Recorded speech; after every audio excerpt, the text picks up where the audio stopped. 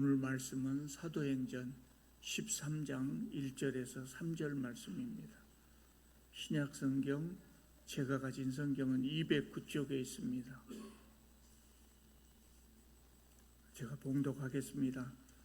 안디옥 교회에 선지자들과 교사들이 있으니 곧 바나바와 니게르라 하는 시므온과 구레네 사람 루기오와 분봉왕 헤롯의 젖동생 마나엔과 및 사울이라. 주를 섬겨 금식할 때 성령이 이르시되 내가 불러 시키는 일을 위하여 바나바와 사울을 따로 세우라 하시니 이에 금식하며 기도하고 두 사람에게 안수하여 보내니라. 아멘. 사도행전의 주제는 우리가 잘 아는 대로 1장 8절의 말씀이라고 할 수 있습니다. 예루살렘과 온 유대와 사마리아와 땅끝까지 복음을 전하는 것입니다. 12장까지 지난주 말씀까지 해서요, 복음은 유대와 사마리아에 전해졌습니다. 이제는 땅끝까지 유대와 사마리아를 지나서 다른 나라까지 복음이 전해져야 합니다. 그래서 오늘 본문은 복음을 땅끝까지 전하기 위해서 출발하는 모습을 기록하고 있습니다. 또 한 가지 우리가 이제 성경을 쭉 읽으면서 기억해야 될 것은 오늘 본문에서부터 사도 바울이 본격적으로 세계 선교를 시작한다는 것입니다. 지난주까지 봤더니 12장까지는 주로 누구의 선교 활동이었습니까? 사도 베드로의 선교 활동을 쭉 기록했습니다.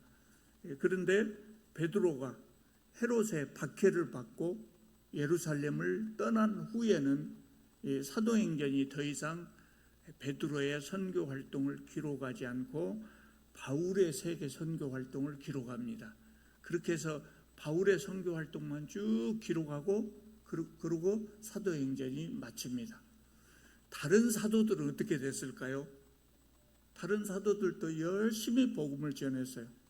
많은 나라까지 다니면서 복음을 전하고 12사도 대부분의 사도가 다 순교하였다고 그렇게 전해집니다. 근데 성경은 그런 것들을 다 기록하지 못하고 있죠. 그래서 사도행전에서는 이후로는 바울의 세계 선교 활동 거기까지 기록하고 그칩니다. 오늘 본문 1절을 보면 안디옥 교회에 바나바와 사울 이외에도 세 사람의 선지자와 교사, 요새로 말하자면 목사라고 할 수 있는 사람이 세 사람 더 있었다고 합니다. 그때는 아직 목사라고 하는 직분이 생겨나기 전입니다. 그래서 성경은 선지자 또는 교사라고 부르고 있습니다. 선지자라는 직분은 우리가 구약 성경에 많이 나왔지요. 그런데 하나님의 말씀을 받아서 전하는 사람이었어요. 이때만 해도 아직 신약 성경이 나오기 전이거든요. 그래서 성령께서 친히 예배드릴 때 성령께서 친히 어떤 사람에게 하나님의 말씀을 전하기도 하셨죠. 그러면 그 사람이 그 말씀을 받아서 성도들에게 다시 전했거든요. 이런 사람들을 선지자라고 했습니다. 교사는 하나님의 말씀을 가르치는 직분을 받은 사람, 이런 사람을 교사라고 했습니다. 이런 직분을 가진 사람들이 이제 변해서 나중에는 목사라고 불리워지는 것이죠. 이 사람들의 출신이 다양했습니다. 바나바는 우리가 잘 아는 대로 이전에 예루살렘 교회의 중추적인 일꾼이었어요. 그러다가 안디옥에 파견된 후에는 안디옥에서 담임 목사의 역할을 했지요. 바울은 다소 사람이었지요. 율법에 아주 정통한 제대로 구약 성경을 공부한 그런 사람이고, 바나바의 청빙으로 안디옥 교회에 와서 안디옥 성도들을 가르쳤습니다. 세 번째로는 니게르라 하는 별명을 가진 시므온이 있었다고 합니다. 니게르는 별명입니다. 지금 영어로 이 니게르가 니그로라는 단어가 됐어요. 니그로라는 단어는 지금은 흑인을 비하하는 그런 표현입니다. 그래서 지금은 이 니그로라는 단어를 함부로 사용하면 안 됩니다. 특히 흑인들 있는 데서 니그로라는 단어를 사용하면 정말 싫어하거든요. 근데 그때는 이 니그로라는 단어가 나쁜 뜻으로 사용되지 않았던 것으로 보입니다. 시므온이 니게르라고 불린 것을 볼 때 이 사람은 흑인이었던 것으로 보입니다. 이 사람들은요, 이 시므온, 여기 나오는 이 시므온을 예수님의 십자가를 대신 졌던 구레네 시몬이 아닌가 이렇게 추정합니다. 예수께서 십자가를 지고 가시다가 지쳐서 쓰러졌을 때 옆에 있는 사람에게 대신 지라고 했거든요. 복음서에 보면 그 사람을 구레네 시몬이라 그럽니다. 근데 이름하고 출신 지역이 사도행전에 나오는 이 시므온과 똑같거든요. 그래서 사람들은 이 사람이 그 사람이지 않을까 이렇게 추정하는 겁니다. 구레네는 북아프리카 지역에 있습니다. 다음으로 이제 루기오입니다. 이 사람도 역시 북아프리카 구레네 사람입니다. 우리가 앞에서 사도행전 11장을 볼 때 거기에 뭐라고 나왔냐면 구브로와 구레네 몇 사람이 안디옥에서 복음을 전하여 안디옥 교회가 시작됐다 그랬거든요. 그래서 이 루기오가 그때 처음으로 안디옥에 가서 복음을 전했던 그런 사람들 중에 한 사람이 아니었을까 이렇게 추정을 합니다. 그 다음에 헤롯의 젖동생 마나엔이 있었다 그러죠. 젖동생이라는 말은 헤롯의 유모의 아들이라, 유모가 낳은 아들. 이 사람은 헤롯 궁전에서 고위 관리였을 가능성이 높은 것으로 그렇게 보고 있습니다. 이 다섯 사람에서 보는 것처럼 안디옥 교회는 다양한 사람들로 구성되어 있었습니다. 이것은 복음이 다양한 민족, 다양한 계층에 확산되고 있었다고 하는 것을 보여줍니다. 사람은 다르고 또 그 민족도 달랐지만 이 사람들의 공통점이 뭐였냐면 신앙이었다는 거예요. 신앙 하나로 이 사람들이 모여서 한 교회를 이루고 아름답게 합심해서 그렇게 일하고 있었던 것이죠. 2절을 보면은요, 주를 섬겨 금식할 때에 성령께서 말씀을 하십니다.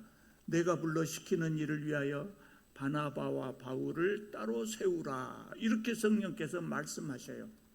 그러니까 안디옥 교회가 이 말씀을 받고 금식하며 기도하고 두 사람에게 안수하고 선교사로 파송했습니다. 우리는 이 짤막한 1절, 2절 말씀 속에서 몇 가지 중요한 교훈을 얻을 수가 있는데요. 첫째는 뭐냐면 하나님의 말씀, 하나님의 뜻은 반드시 성취된다는 거예요. 하나님의 말씀, 하나님의 계획은 반드시 성취됩니다. 하나님께서 우리에게 무엇을 지시하실 때가 있어요.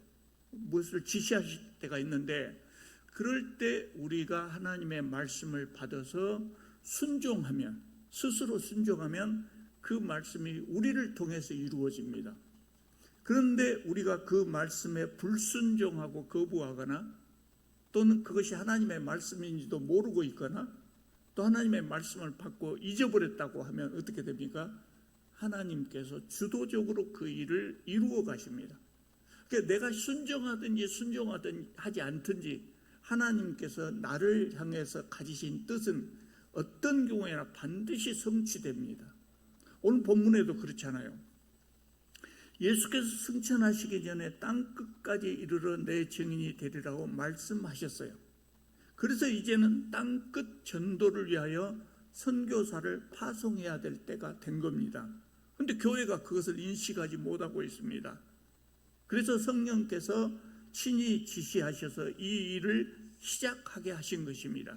그렇게 해서 선택된 사람이 바나바와 바울이었습니다. 두 번째 교훈은요, 하나님의 사랑은 크고 넓다는 거예요. 우리는 하나님께서 우리 교회를 특별히 사랑해 주시면 좋을 것 같아요. 그런데 하나님의 사랑은 훨씬 크고 넓은데, 훨씬 크고 넓어요. 그래서 우리는 이 사건을 통해서 하나님께서 세상의 모든 교회 모든 사람들을 다 사랑하신다고 하는 것을 알 수 있어요. 하나님께서는 특정 지역, 특정 교회가 잘 되는 것만으로 만족하지 않으시고, 아직도 구원받지 못한 모든 사람들이 다 구원받을 수 있도록 복음이 널리 전파되기를 원하시는 것이죠.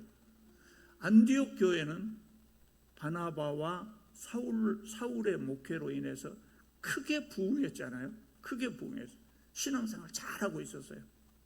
그런데 안디옥 지역이 다 복음화된 것은 아니잖아요. 그러면 안디옥 교회에 바나바와 사울이 남아서 덜 열심히 목회를 해가지고 안디옥 지역을 다 복음화시킬 필요가 있단 말이죠. 그럼에도 불구하고 그 교회의 최고 지도자였던 바나바와 사울 두 사람을 다른 지역을 위해서 선교사로 보내셨어요. 이것은 안디옥도 중요하지만 복음이 전해지지 않은 다른 곳도 중요하다는 말씀이에요. 대부분의 사람들, 우리뿐만 아니라 누구나 다 그래. 하나님이 우리 교회만 특별히 사랑해 주신다, 이런 생각을 가진 사람들이 많이 있죠. 그런데 하나님은 한 교회만 특별히 사랑하는 것이 아니고 세상의 모든 교회를 다 사랑하십니다. 뿐만 아니라 교회를 사랑하시는 것과 같은 사랑으로 온 인류도 사랑하셔서 온 인류가 다 구원받기를 원하시는 거예요. 그래서 세계 선교가 필요한 겁니다.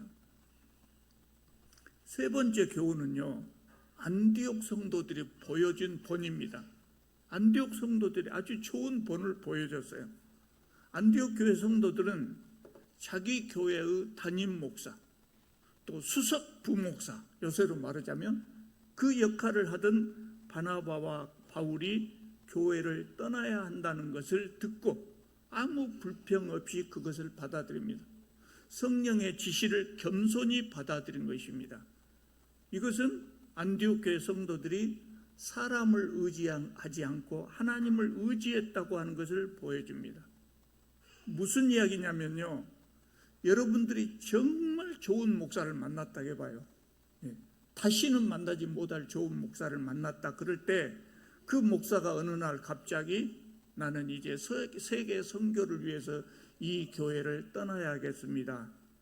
그러면 여러분 보내겠습니까? 안 보내겠습니까? 대부분 못 보냅니다. 대부분 교회 성도들이 못 보냅니다. 가지 말라고 붙듭니다. 왜냐하면 세상에 목사는 많지만 정말 좋은 목사는 귀하거든요. 그러니까 붙잡고 놓지를 못하는 것이죠. 많은 교회들이 그래요. 그런데 안디옥 교회는 성숙한 자세로 두 사람을 보냈어요. 그게 얼마나 참 훌륭한 사람들입니까? 보낸 다음에도 이제 앞으로 우리가 사도행전을 쭉 읽어갈 거지만 보낸 후에도 안디옥 교회는 계속해서 훌륭한 교회의 모습을 보여줍니다. 이 두 사람을 계속해서 선교 활동을 잘 하도록 후원해주고, 이 두 사람이 선교 여행을 마치고 돌아오면 반갑게 맞아서 또 잘 쉬게 해주고, 다시 선교 활동을 떠나면 또 모든 지원을 아끼지 않고 해줬어요. 이것이 안디옥 교회의 좋은 모습입니다. 여러분, 세계 선교에 절대적인 공헌을 한 사람이 누구예요? 사도 바울이 절대적인 공헌을 했지만, 사도 바울이 선교 여행을 그렇게 할 수 있었던 배경에는 바로 이 안디옥 교회가 있었죠. 안디옥 교회 성도들이 후원을 잘 해줬던 것이죠. 마지막으로 네 번째로는 바나바와 사울도 목사로서 훌륭한 본을 보여줬어요. 이 두 사람은 안디옥 교회가 그들을 선교사로 세웠을 때 아무 불평 없이 그것을 받아들였어요. 요새 목사 같으면 교회가 선교사로 가라면 쉽게 갈 수 있겠습니까? 없겠습니까? 여러분, 저한테 어느 날 선교사로 가라고 교회가 파송하려고 그러면 제가 쉽게 갈 수가 없죠. 나이도 많이 먹어버렸는데, 영어도 많이 잊어먹어버리고. 그런데 쉽게 갈 수 있겠습니까? 쉽게 갈 수 없어요. 그런데 이들은 아무 불평 없이 그것을 받아들여서 교회의 최고 지도자로서 누릴 수 있는 특권을 조금도 주장하지 않았어요. 내가 담임 목사인데 왜 나를 보내려고 하느냐? 그런 말 하지 않아요. 또 요새 어떤 못된 목사들처럼 퇴직금으로 수십억 내놔라 그런 말도 안 해요. 보낸 대로 갑니다. 이런 것을 보면 바나바는 담임 목사였음에도 불구하고 평소에도 아무 특권을 누리지 않은 것 같아요. 또한 성도들을 자기 사람으로 만들지 않았어요. 많은 목사들이 못된 목사로 출발하는 첫걸음이 저는 그거라고 생각해요. 교회에 가서 성도들을 자기 사람을 만들어요. 자기 사람. 목사는 성도들을 자기 사람 만들면 안 돼요. 누구의 사람을 만들어야 돼요? 하나님의 사람을 만들어요. 목사가 성도들을 나에게 충성하도록 하면 안 된단 말이에요. 하나님께 충성하도록 하나님의 사람, 하나님의 종으로 세워야죠. 이것이 참된 지도자의 자세거든요. 많은 목사들이 그렇게 하지 못하고 있죠. 근데 바나바는 평소에 성도들이 자기에게 잘하도록 그렇게 자신에게 매이도록 나의 사람으로 그렇게 만들지 않았단 말이에요. 바나바가 만약에 성도들을 그렇게 했다면 어떻게 됐겠습니까? 안디옥의 성도들이 바나바만을 의지했을 거예요. 자기 신앙을 갖지 못하고 담임 목사에 의존하는 신앙을 가졌을 거예요. 그렇게 성도들이 지나치게 목사를 의지하게 되면 무슨 문제가 발생하냐면 독립된 신앙을 갖기 어려워요. 독립된 신앙, 늘 목사에 매여 있어요. 바른 신앙을 갖지 못하는 거예요. 그 목사가 떠난다고 할 때 어떻게 해요? 떠나보내지 못하죠. 따라가죠. 따라가. 목사가 교회로 옮기면 따라가요. 화순 시내에서 막 옮기면 그래도 따라가는 거 이해할 수 있는데 저 멀리 가도 따라갑니다. 이거 아주 잘못된 것이거든요. 뿐만 아니라 성도들이 지나치게 목사를 의지하면 그 목사에게 이건 좋지 못해요. 왜 안 좋겠습니까? 목사가 우상화됩니다. 목사가 우상화돼. 그러면 교회에서 목사가 하나님의 자리를 대신하게 되거든요. 그 성도들에게도 불행한 일이지만 목사에게도 굉장히 불행한 일이에요. 굉장히 불행한 일이에요. 그것을 몰라요, 사람들. 여러분 많이 보셨을 겁니다만 하나님처럼 교회에서 하나님처럼 높아져 버린 목사들이 얼마나 많습니까? 그 사람에게도 불행하고 성도들에게도 불행해요. 여러분이 신앙생활 앞으로 많이 하실 거예요. 돌아가실 때까지 해야 되잖아요. 그럴 때 여러분이 꼭 기억해야 될 것은 목사에게 하나님의 말씀은 배우더라도 영적으로 의존하지 말고 독립된 신앙을 가져야 돼요.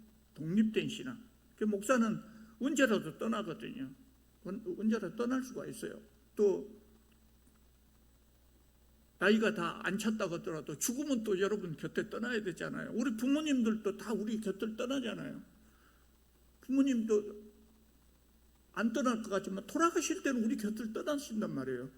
근데 부모님에게만 의존해 있으면 그 사람이 제대로 삶을 살 수가 있겠습니까? 못 살죠. 목사도 마찬가지예요. 독립된 신앙을 가져야 돼요. 영적으로 의존은 하지 마시기 바랍니다. 목사가 떠나도 교회는 아무 문제 없이 잘 돌아가야 됩니다. 그런 점에서 이 바나바와 사울은 정말 훌륭한 본을 보인 사람입니다. 4절을 보면 바나바와 사울이 선교 여행을 떠납니다. 이것이 사도 바울의 제1차 전도 여행입니다. 여러분 사도행전 앞으로 28장까지 우리가 마지막까지 볼 텐데 그때까지는 여러분 그 교회에 오시기 전에 미리서 대부분의 성경이 뒤에 보면 지도가 나와 있어요. 사도 바울의 전도 여행 지도가 나와 있어요. 그것을 한 번씩 보고 오세요. 오늘 여기까지 갔고 오늘 설교에서는 여기까지 갔구나. 그거 보고 오시면 도움이 많이 됩니다.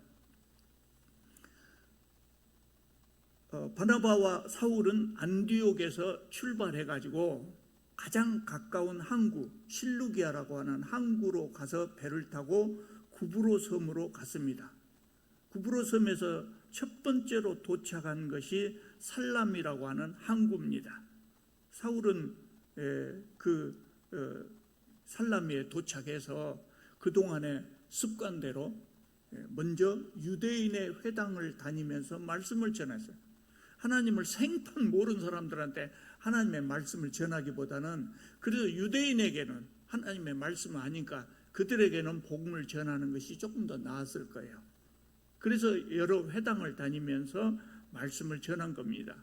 사울이 가말리엘의 문화에서 배웠다는 평판을 많은 사람들이 듣고 아마 더 많은 사람들이 모였을 가능성이 있어요.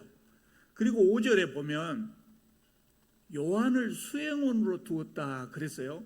5절에 보면 요한을 수행원으로 두었다. 이 요한이 누구냐면 마가 요한입니다. 마가 요한 언제 나왔어요? 예루살렘 교회가 모였던 그 다락방이 마리아의 다락방이겠죠. 그 마리아의 아들 마가 요한입니다. 앞에서 성경에 마가 요한의 어머니 마리아라고 나왔었죠. 그 마가입니다. 그 마가복음을 기록한 그 마가입니다. 바나바하고 친척이에요. 조카인지 사촌인지는 정확하게 모릅니다. 보통은 조카라 그럽니다. 친척이에요. 그래서 이 요한이 바나바와 사울을 수행했다 그럽니다. 이들이 살람미에서 복음을 전하고 섬을 횡단해서 서쪽으로 횡단해 가지고 쭉 가면서 복음을 전했어요. 섬이 가로가 한 150km 된다고 그래요. 그래서 150km를 횡단해 갖고 서쪽 끝터리에 도착했는데 거기 도시 이름이 뭐냐면 우리 성경에 바보라고 돼 있어요. 바보라고 도시 이름이 원래 이름은 파포스입니다. 파포스.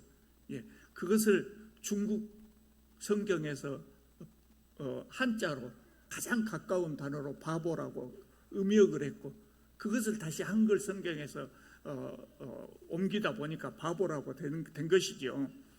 여기서 이제 사건이 발생합니다. 예. 그 섬의 총독인 서기오 바울이라고 하는 사람이 이 바나바와 바울의 소식을 들었어요. 7절에 보면 이 총독은 지혜로운 사람이었다고 하거든요. 그럼 그냥 가만히 있지 않겠죠. 예. 지혜로운 사람이니까. 그래서 사전에 바나바와 사울에 대해서 자세히 조사하고 보고도 받았을 것 같아요. 왜 그러냐면 바나바와 사울이 섬을 횡단해 가면서 복음을 전하고 또 이적도 많이 행했을 것 아니에요. 그러면 조용하지 않았을 거라고요. 시끌시끌했을 거예요. 소문이 막 났을 거라고요. 그래서 당연히 총독의 귀에 바나바와 사울의 이야기가 들어갔겠지요. 그래서 알고 있었어요.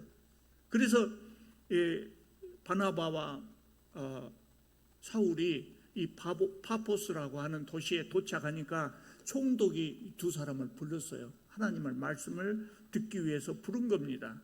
그런데 6절에 보면은 이 총독이 참모로 데리고 있는 사람이 바예수라고 하는 사람인데 바예수라는 사람이 8절에 뭐라고 나오냐면 엘루마라고 나오거든요. 근데 이 엘루마라는 단어를 그 번역하면 뭐라고 그래요? 그 성경에 나왔죠. 마술사였다고요. 마술사. 고대 고위 정치인들은 종종 마술사를 참모로 데리고 있었어요. 그래서 이 사람이 이제 그 총독이 이 마술사 바예수를 참모로 데리고 있었단 말이죠. 그런데 이 마술사가 바나바와 바울을 대적해서 총독으로 하여금 믿지 못하게 힘쓰니라 그랬어요. 8절에 보면 믿지 못하게 힘썼단 말이에요. 총독이 바나바와 바울로부터 하나님의 말씀을 들으려고 하는데 그것을 못 듣게 한단 말이죠. 회방을 놓은 거죠. 총독이 하나님을 믿지 못하게 하기 위해서 그런 거죠. 왜 그랬을까요? 총독이 하나님을 믿게 되면 자신의 일자리를 잃게 된단 말이에요. 그래서 그 회방을 놓은 겁니다. 그러니까 9절에 보면은 바울이라고 하는 사울이 성령이 충만하여 그를 주목하고 그랬어요. 이제 처음으로 바울이라는 이름이 나온 겁니다. 사도행전에. 우리는 사울이 바울인 것을 이미 알고 있으니까 제가 바울이라겠다, 여러분 잘 아시도록 바울이라겠다, 사울이라겠다 하는데, 이제 사도행전에 바울이라는 이름이 처음 나온 거예요. 왜 여기에서 바울이라는 이름이 나오냐면, 사울이 베냐민 지파 사람입니다. 그러면 베냐민 지파에서 최고로 출세한 인물이 누굽니까? 사울 왕이다고요. 그러니까 베냐민의 이 사람의 이름을 자기 지파에서 최고로 높은 자리에 올라갔던 사울의 이름을 따서 사울이라고 이름을 지은 겁니다. 그러니까 사울이라고 하는 이름은 유대식의 이름이에요. 그런데 헬라 지역으로 이제 나가서 복음을 전하게 되니까 헬라 지역에서는 유대인의 이름보다 헬라식의 이름이 귀에 익을 것 아닙니까? 여러분 미국에 가서 여러분 학교 다닌다면, 여러분 자녀들 학교 미국으로 보내면요, 한국 이름으로 이름을 그대로 해주면 기억을 잘 못해요. 발음도 못하고. 우리 아들이 신형이거든요. 딸은 수진인데, 수진이라는 말은 영어 이름으로 금방 이해하고 발음도 이해하고 발음 잘하더라고요. 근데 신형 할 때 형자를 잘 발음을 못해요. 그래서 이름을 영어식 이름으로 바꿔줬습니다. 거기서. 그래서 아들은 사무엘이라고 지어줘요. 사무엘. 영어로 세뮤얼 그러거든요. 그러면 훨씬 더 그 사람들 귀에 있고 또 기억을 잘 하거든요. 그래서 사울이 이때부터 바울이라는 이름을 사용하게 돼요. 헬라식 이름으로.